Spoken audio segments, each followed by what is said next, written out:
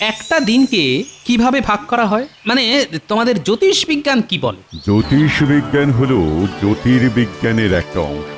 আর এই জ্যোতির্বিজ্ঞানে একটা দিনকে 8টা প্রহরে ভাগ করা হয়। মানে 24 ঘন্টায় একটা দিন হলে একটা প্রহরের মেয়াদকাল 3 ঘন্টা। আচ্ছা, প্রহর তো শুরু হয় সকাল 6টায় সূর্যোদয়ের সাথে সাথে, তাই তো? একেবারে ঠিক। শেষ হয় সকাল 9টায়, আর এরপরেই দ্বিতীয় প্রহরের শুরু বেলা 12টায়। মানে দ্বিতীয় প্রহরের ঠিক শেষ লগ্নে সূর্যদেব থাকেন মধ্য গগনে, মানে একেবারে মাথার ওপর। তাই সেই সময় মাটিতে উল্লম্বভাবে থাকা কোনো মানুষ বা বস্তুর ছায়া মাটিতে পড়ে না বলে। গুড মর্নিং নবাব বাহাদুর। সুপ্রভাত সুপ্রভাত, গুড মর্নিং সাহেব। সুপ্রভাত। তা বসতে আজ্ঞা হোক সাহেব। গুড, হ্যাঁ গুড, ভেরি কমফোর্টেবল। তা এবার বলো সাহেব, কি প্রয়োজনে এসেছো? সাহেব সাহেব একটু একটু ঠান্ডা শরবত বলি। ঠান্ডা শরবত, I mean cold drinks. Okay okay. By the way Nawab Bahadur, আপনি কি যেন বলিতেছিলেন? আপনি কি জানতে চান যে আমি কি প্রয়োজনে আসিয়াছি? হ্যাঁ, মানে জানলে বড় সুবিধা হয়। No need. I mean তাহার কোনো প্রয়োজন নাই।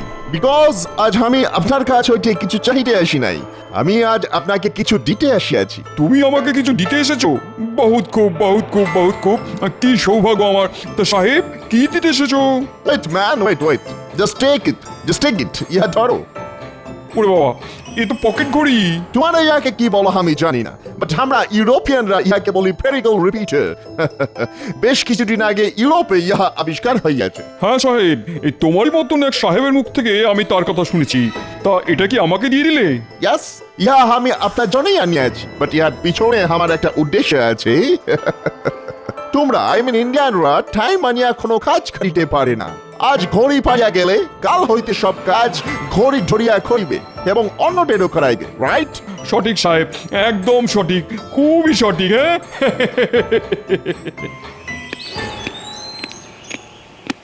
চট করে এই ঠান্ডা শরবতটা খেয়ে নাও সাহেব। Good drinks. Okay, see you again, bye bye. যাও যাও যাও, উজির সাহেবকে গাড়ি অব্দি এগিয়ে দিয়ে এসো। দাও যাও। এসো এসো সাহেব এসো।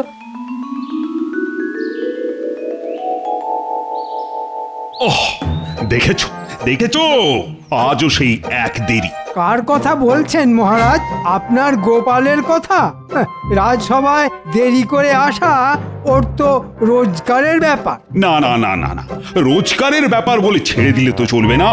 গোপাল আজ রাজসভায় এলে ওকে স্পষ্ট ভাষায় জানিয়ে দেব, যাতে কাল থেকে ও সব কাজ ঘড়ি ধরে করে। তা ঘড়ি ধরে সব কাজ করব কি করে? সাহেবদের মতো আমাদের কারো কাছে ঘড়ি আছে নাকি? হ্যাঁ, এটা কিন্তু গোপাল ঠিকই বলেছে মহারাজ। ওই সাহেবদের কল্যাণে ও আজ কিছুদিন ধরেই ঘড়ি কথাটা খুব শুনে আসছি, কিন্তু সেটা যে কি বস্তু সেটাই তো চোখে দেখা হলো না। হ্যাঁ, আমিও শুনেছি এই কাঁটাওয়ালা ঘড়ির কথা। ও বাবা, এতদিন তো শুনেছি বালি ঘড়ি, এখন শুনছি কাঁটা ঘড়ি, এরপর কি শুনবো হাঁটা ঘড়ি? আই দাঁত বের করে হেসো না তো। আই বিজ্ঞানী, কাঁটা ঘড়ির ব্যাপারে কি জানো বলো তো? মহারাজ, শুনেছি একটা গোলাকার চাকতির উপর চক্রাকারে কাঁটা ঘুরতে থাকে, আর সেই কাঁটাই নাকি বলে দেয় কটা বাজে। মানে 1, 2, 3, 4 এরকম আর কি। তা এতটাই যখন শুনেছো, তখন চটপট বানিয়ে ফেলো একটা ঘড়ি, সকলকে দেখিয়ে একেবারে তাক লাগিয়ে ছেড়ে দিই। সেটা তো এখনই সম্ভব নয় মহারাজ। কেন কেন কেন? শুনেছি ওর ভেতরে অনেক সূক্ষ্ম কলকব্জা থাকে, আর ওইসব যন্ত্রাংশ আমাদের দেশে পাওয়া যায় না মহারাজ। তাহলে কোথায় পাওয়া যায়? আগে বিলাতে। তাহলে তো কালই বিলে যাওয়ার ব্যবস্থা শুরু করে দাও। মোদ্দা কথা হলো, আমি খুব তাড়াতাড়ি ওই কাঁটা ঘড়ি দেখতে চাই, ব্যাস।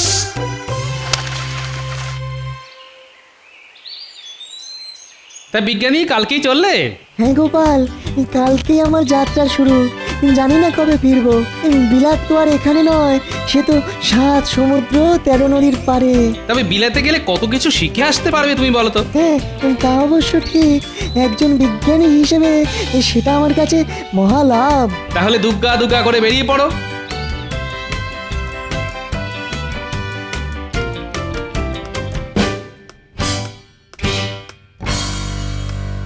আহা কি অদ্ভুত এই যন্ত্র! কানের কাছে ধরলেই এর পেটের ভেতর থেকে টিকটিক টিকটিক করে শব্দ শোনা যায়, আর চোখের সামনে মেললেই টুকটুক টুকটুক করে সময়কে কেমন এগিয়ে যেতে দেখা যায়। দেখো দেখো দেখো দেখো উজির, দেখো। সত্যি জাহাপানা, কি আশ্চর্য রকমের সুন্দর না? হ্যাঁ জাহাপানা, আমি তো আবার ইংরেজি সংখ্যা পড়তে পারি না, তা ঘড়ি দেখে বলে দেবেন এখন কটা বাজে? এখন বাজে একের পিঠে এক, মানে 11টা। ওরে বাবা, এবার তো আমার দুপুরে খাবার সময় হয়ে গেল। বুঝলে বুঝি, ঘড়িটা হাতে পাওয়ার পর থেকেই না আমার আবার কেমন ওই ঠিক 12টার সময় ভাত খাওয়ার অভ্যেস হয়ে গেছে। সে তো খুব ভালো কথা হুজুর, বয়স হচ্ছে কি না, এখন তো ঘড়ি ধরে খাওয়ারই বয়স। জাহাপানা, কিছু কি ভাবছেন? ভাবছি তো বটেই, একটা খুব ভয়ঙ্কর রকম দুষ্টুমির কথা ভাবছি। তাই নাকি? হ্যাঁ, বাবা বাবা বাবা, খুব ভালো ভাবনা। তা বলুন জাহাপানা, ভয়ঙ্কর রকমের দুষ্টুমি করে আপনি কার ধর থেকে মুন্ডুটা আলাদা করতে চান? ধর থেকে মুন্ডু আলাদা না করলেও এমন একটা কাণ্ড করব যাতে করে আমার দুই প্রজা, কৃষ্ণচন্দ্র আর খাম্বাজ রাজ, চোখে সর্ষে ফুল দেখে। তা এই বান্দাকে আপনার ওই ভয়ঙ্কর রকমের দুষ্টুমির কথাটা বলা যায় কি? হ্যাঁ, কেন বলা যাবে না, কেন বলা যাবে না। ভাবছি ওদের দুজনকে মুর্শিদাবাদে ডেকে পাঠাবো, আর তারপর কি উজির, ভয়ঙ্কর রকমের দুষ্টুমির কথাটা কেমন হয়েছে বলো? কি বলবো খোদাবন্দ, যাকে বলে দারুণ হয়েছে, খাসা হয়েছে। কৃষ্ণচন্দ্র আর খাম্বাজ রাজ রথে করে আসবে, আর খোঁড়াতে খোঁড়াতে নিজের রাজ্যে ফিরে যাবে। রাজ্যে তো ফিরে যাবে, কিন্তু তারপর তো ওই রাজ্যটাকেই খোয়াতে হবে। দারুণ দারুণ হবে, দারুণ। কিন্তু কিন্তু খোদাবন্দ। কি হলো? কিন্তু বলে থেমে গেলে কেন? না, মানে বলছিলাম কি, কৃষ্ণনগর আর খাম্বাজেই দুটো রাজ্য আপনার হাতের মুঠোয় চলে এলে একটা রাজ্য যদি আমায় দিয়ে দেন জাহাপানা, মানে আমার রাজা হওয়ার স্বাদ যে অনেক দিনের। রাজা হতে চাও? হ্যাঁ জাহাপানা, দিনের পর দিন উজির হয়ে থাকতে কার আর ভালো লাগে বলুন? ঠিক আছে ঠিক আছে, তাই হবে তাই হবে, তুমি হবে কৃষ্ণনগরীর রাজা। উরে সাবাস, রাজা! আহা কি মজা, রাজা! রাজা! হাসি থামিয়ে দুই রাজ্যে পত্র পাঠানোর ব্যবস্থা করো এক্ষুনি। তাহলে গোপাল বিজ্ঞানী জাহাজে উঠে বিলেত চলে গেল? হ্যাঁ, এটা কিন্তু খুব ভালো হলো মহারাজ। ও যদি সত্যি একটা কাঁটা ঘড়ি তৈরি করে ফেলতে পারে, তাহলে আমাদের এই কৃষ্ণনগরের নাম সারা বাংলায় ছড়িয়ে পড়বে। কত মান হবে আপনার। মহারাজ, মুর্শিদাবাদ থেকে নবাবে পত্রবাহক আপনার সঙ্গে দেখা করতে এসেছে। তাই নাকি? যাও, তাকে এখানে নিয়ে এসো। হঠাৎ করে এই সাত সকালে নবাবের পত্রবাহক আবার কি খবর নিয়ে এলো রে বাবা? প্রণাম মহারাজ, নবাব বাহাদুর আপনাকে এই পত্র পাঠিয়েছেন। আরে আরে আরে, হাতে পত্র ধরিয়ে দিয়েই যে চলে যাচ্ছ বড়। আগে ওই উজির সাহেবের সেই রকমই নির্দেশ। আমি আসছি মহারাজ।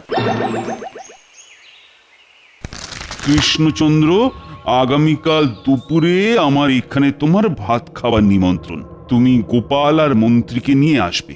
খাম্বাজ রাজকেও আসতে বলেছি। খেতে খেতে কাজের কথা হবে। চিঠিটা কেমন যেন কাঠখোট্টা মার্কা। চিঠির আগা নেই, লেজা নেই, শুধু খেতে যাবার কথা। আচ্ছা মহারাজ, আমাকে আর মন্ত্রী মশাইকেও তো যেতে বলেছে, কিন্তু আমাদের যাবার কথা তো চিঠিতে নেই। কি জানি বাবা, গিয়ে আবার খেতে পাবো তো? হ্যাঁ হ্যাঁ, পাবে পাবে। তবে আমি ভাবছি অন্য কথা। কি কথা মহারাজ? নবাব লিখেছেন খেতে খেতে কাজের কথা হবে। তো সেটাই বুঝতে পারছি না, কি এমন কাজ নবাবের। গিয়ে তো দেখি। তবে দুপুরের ভাত খাবার নিমন্ত্রণ রক্ষা করতে হলে তো ভোর ভোরই বেরিয়ে পড়তে হবে। হ্যাঁ হ্যাঁ, সে তো পড়তে হবেই।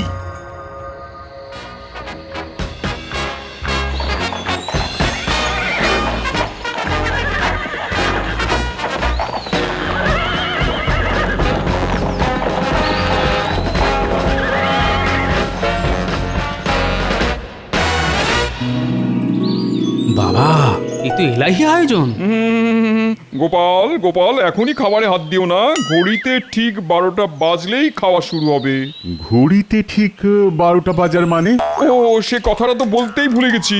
এই দেখো আমার কাছে এখন খোদ বিলেতি কাঁটা ঘড়ি, আর যবে থেকেই ঘড়ি আমার হাতে এসেছে তবে থেকেই ঘড়ি ধরে ঠিক 12টাতে আমি দুপুরের খাওয়া শুরু করি। হ্যাঁ, 1 মিনিট আগেও নয়, আবার 1 মিনিট পরেও নয়। এই এই এই এবার ঠিক 12টা বাজলো ঘড়িতে। নাও নাও নাও নাও, সকলে খাওয়া শুরু করে দাও। ও, এবার বুঝতে পেরেছি, খাওয়ানোটা একটা অছিলা, আসলে ফলাও করে বিলেতি কাঁটা ঘড়িটাই দেখানো উদ্দেশ্য। আজ তোমরা আমার এখানে খাচ্ছ, কিন্তু 15 দিন পরে আমি তোমাদের ওখানে ভাত খেতে যাব। হ্যাঁ, প্রথমে যাব কৃষ্ণনগরে, তারপর যাব খাম্বাজ রাজ্যে। কেমন? এ তো আমার সৌভাগ্য জাহাপানা। সৌভাগ্য কি দুর্ভাগ্য তা জানি না, তবে আমি খেতে বসবো ঘড়ি ধরে ঠিক 12টায়। 1 মিনিট আগে বা পরে আমার খাবার দিলে কিন্তু চলবে না। সেটা কি করে সম্ভব হুজুর? আপনার কাছে ঘড়ি আছে কিন্তু আমাদের কাছে তো নেই। ওসব কোনো কথা আমি শুনবো না। ঠিক 12টায় আমার খাবার না এলে আমি কিন্তু তোমাদের কাছ থেকে রাজ্য কেড়ে নেবো, বুঝলে? ছেলে মেয়ের হাত ধরে তখন পথে বসতে হবে আপনাদের। হায় ভগবান, এ কি পরীক্ষায় পড়লাম রে বাবা। ও হ্যাঁ, আরেকটা কথা, ঠিক সকাল 9টায় আমার জল খাবার চাই। কে কৃষ্ণচন্দ্র, তুমি কিছু বলো? চেষ্টা করব জাহাপানা। না দিতে পারলে 1 বস্ত্রে রাজ্য ছেড়ে চলে যাবে। জাহাপানা, এভাবে আমাদের নিমন্ত্রণ করে এনে সামনে ভাতের থালা সাজিয়ে দিয়ে রাজ্যপাট কেড়ে নেবার কথা বলছেন। ঠিক হয়েছে, এবারে ঠেলা সামলাও মহারাজ। নবাব যদি তোমাকে সিংহাসন থেকে হটিয়ে দেন, তাহলে নবাবের হাতে পায়ে ধরে ওই সিংহাসনে আমি বসবো। হ্যাঁ, তা বুদ্ধির ঢেকি গোপালচন্দ্র, তুমি কিছু বলো। মহারাজের হয়ে আমি কথা দিয়ে যাচ্ছি, আমাদের হয়তো কাঁটা ঘড়ি নেই, কিন্তু ঠিক সময়তেই আপনাদের জল খাবার আর দুপুরের খাবার পৌঁছে যাবে। ঠিক তো গোপাল? গোপাল কখনো বাজে কথা বলে না হুজুর, সে যা বলে ভেবেচিন্তেই বলে। বটে, আমার সঙ্গে টক্কর দিতে চাইছো তো? ঠিক আছে, দেখা যাবে। সে তো সময়কালে দেখা যাবেই হুজুর। টক্করে আমরা হারলে আপনি আমাদের রাজ্য কেড়ে নেবেন, কিন্তু জিতলে কি হবে? 3 বছরের খাজনা মুকুব আর 300 বিঘা ধান জমি পাবে। নবাবের জয় হোক। নিন মহারাজ, এখন তাহলে প্রাণ ভরে খাওয়া যাক। আহা, কোপ্তা, কালিয়া, পোলাও।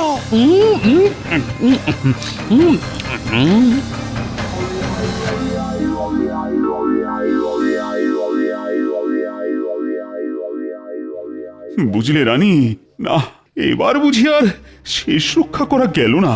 কি করে যাবে মহারাজ? আমি তো ভেবেছিলাম নবাব বাহাদুরের হাতে পায়ে ধরে সব কিছু মিটিয়ে নেব, কিন্তু গোপালের ওই চ্যাটাং চ্যাটাং কথাই তো সব গন্ডগোল করে দিল। আচ্ছা মহারাজ, আপনি এত চিন্তা করছেন কেন বলুন তো? গোপাল তো নবাবের সামনেই বলেছে কিছু একটা করবে। দেখুন রানীমা, মুখে করা আর কাজে করে দেখানোর মধ্যে না অনেক তফাৎ আছে। মন্ত্রী কিন্তু ঠিক কথাই বলছে রানী। নবাবের কাছে আছে কাঁটা ঘড়ি, আর আমাদের কাছে কি আছে? না না না না না, বিজ্ঞানীটাকেও সাত তাড়াতাড়ি বিলেতে পাঠিয়ে দিলাম। ওহ, সে থাকলে না হয় কিছু একটা চেষ্টা করতো। জানি না জানি না, জানি না কপালে যে কি আছে। তোমার কপালে দুঃখ আর আমার কপালে রাজসুখ। হ্যাঁ, আমি তাহলে এখন আসি মহারাজ। হ্যাঁ হ্যাঁ, একেই বা কি করবেন, তার চাইতে বরং আসুন। আচ্ছা রাজ্যতীষী, একটা দিনকে কিভাবে ভাগ করা হয়? মানে তোমাদের জ্যোতিষ বিজ্ঞান কি বলে? জ্যোতিষ বিজ্ঞান হলো জ্যোতির্বিজ্ঞানের একটা অংশ, আর এই জ্যোতির্বিজ্ঞানে একটা দিনকে 8টা প্রহরে ভাগ করা হয়। মানে 24 ঘন্টায় একটা দিন হলে একটা প্রহরের মেয়াদকাল 3 ঘন্টা। আচ্ছা, প্রহর তো শুরু হয় সকাল 6টায় সূর্যোদয়ের সাথে সাথে, তাই তো? একেবারে ঠিক। শেষ হয় সকাল 9টায়, আর এর পরেই দ্বিতীয় প্রহরের শুরু বেলা 12টায়। মানে দ্বিতীয় প্রহরের ঠিক শেষ লগ্নে সূর্যদেব থাকেন মধ্য গগনে, মানে একেবারে মাথার ওপর। তাই সেই সময় মাটিতে উল্লম্বভাবে থাকা কোনো মানুষ বা বস্তুর ছায়া মাটিতে পড়ে না। ঠিক বলেছ। এরপর তৃতীয় প্রহরের শুরু। সূর্যদেব পশ্চিম দিকে হেলতে শুরু করেন। বুঝতে পেরেছি। এর পরের অঙ্ক তো জলের মতো সোজা। তৃতীয় প্রহর শেষ হয় 3টের সময়, আর সন্ধে 6টায় সূর্যাস্তের সাথে সাথে চতুর্থ প্রহরের শেষ। তারপর রাতের 12 ঘন্টায় আরো 4টে প্রহর। সত্যি রাজ্যতীষী, কত কি যে আজ তোমার কাছ থেকে জানতে পারলাম। সত্যি কথা বলতে কি গোপাল, এসব যত জানবে ততই অবাক হয়ে যাবে। আজ তাহলে আমি উঠি। হ্যাঁ হ্যাঁ, এসো এসো এসো।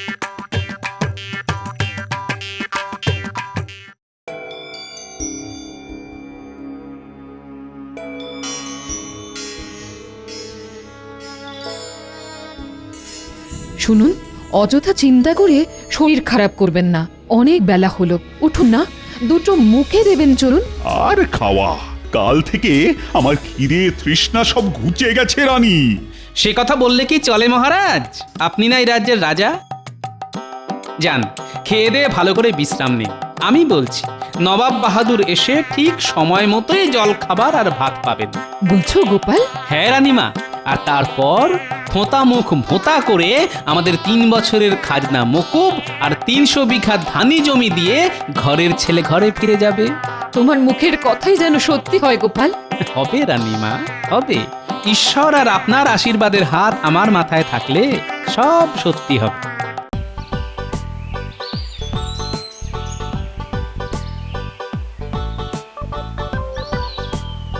সবে সূর্য উঠল, মানে প্রথম প্রহরের শুরু। তার মানে এখন সকাল 6টা। কঞ্চির ছায়া যেখানে শেষ হচ্ছে সেখানে একটা দাগ দিয়ে রাখি। এরপর থেকে এই দাগটায় সূর্যের ছায়া এসে পড়লে বুঝতে হবে সকাল 6টা বাজে। এবার বসে থাকতে হবে সূর্যি মামা কখন মাথার উপর চড়ে।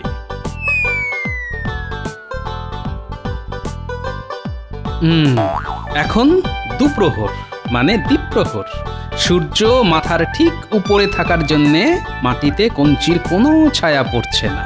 বাহ বাহ বাহ, কি মজা! এই মাপটা তাহলে গিয়ে দাঁড়ালো 6টা থেকে 12টার মাপ। আর এই মাপটাকে অর্ধেক করলেই পেয়ে যাব সকাল 9টা।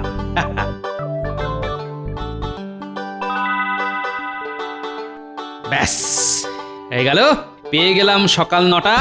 মানে এই দাগের উপর সূর্যের আলো এসে পড়লেই বুঝতে হবে সকাল 9টা বেজে গেছে। তাহলে ব্যাপারটা কি দাঁড়ালো? সকাল 9টায় জল খাবার আর দুপুর 12টায় ভাত। আমার দুহাত তুলে নাচতে ইচ্ছে করছে।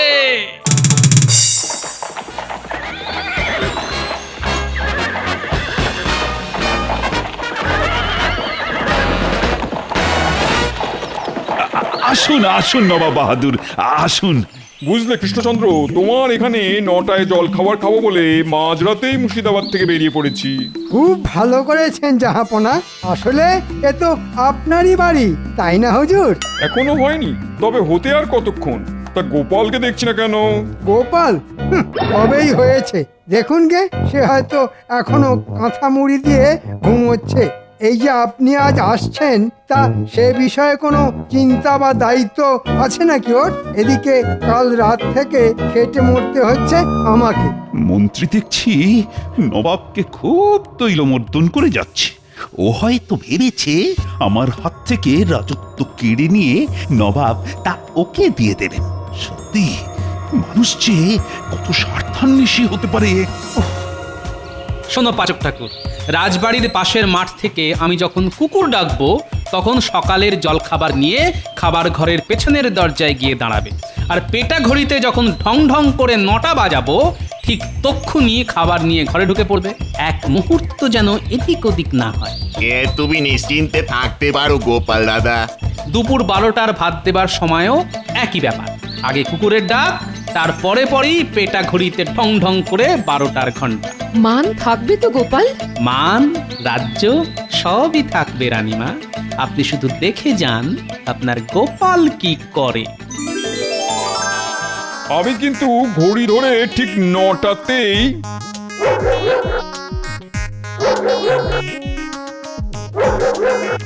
নটা আসতে আর ঠিক 2 মিনিট বাকি।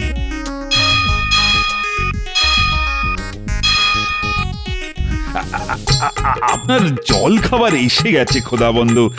আপনার ঘড়ি কি বলে, 9টা তো? क्या ताज्जुब की बात, ঘড়ি ধরে 9টায় একটুকু এদিক ওদিক নয়, এটা কি করে সম্ভব হলো? কৃষ্ণচন্দ্র, তোমার কাছে কি কাঁটা ঘড়ি আছে? আমাদের কাছে কোনো কাটা ঘড়ি নেই জাহাপনা, তবে ডাটা ঘড়ি আছে, আর তাই দিয়ে এই সময় মেপে আপনার জল খাবার আনা হয়েছে। আমি নিজের চোখে দেখবো সেই ডাঁটা ঘড়ি। সে না হয় দেখবেন, আগে খেয়ে নিন। ও খাওয়া পরে হলে হবে, আমি এখনই দেখতে চাই সেই চমৎকার জিনিস। আসুন তাহলে।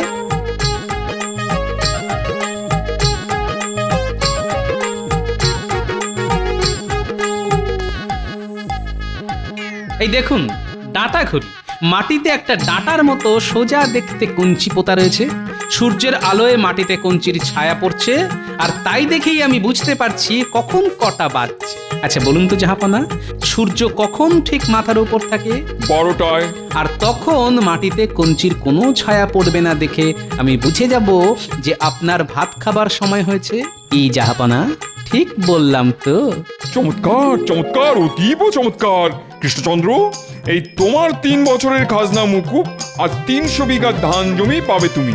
আর গোপালের এই বুদ্ধির জন্য ওকে আমি পুরস্কার দেবো। বলো গোপাল, কি চাও তুমি? যা চলো, গোপাল এবারেও কায়দা দিয়ে ময়দা মেখে দিল। আমাকে যদি কিছু দিতেই চান তাহলে বলি, খাম্বাজ রাজ যদি ঘড়ির সময় ধরে আপনাকে জল খাবার আর ভাত দিতে না পারেন, তাহলে আর দুর্বুদ্ধি খাটিয়ে ওর রাজ্যটা কেড়ে নেবেন না জাহাপানা। গোপাল, তুমি এত মহৎ, ঠিক আছে তাই হবে, তবে কিছু তো একটা নিতেই হবে। এই নাও আমার মতির হার।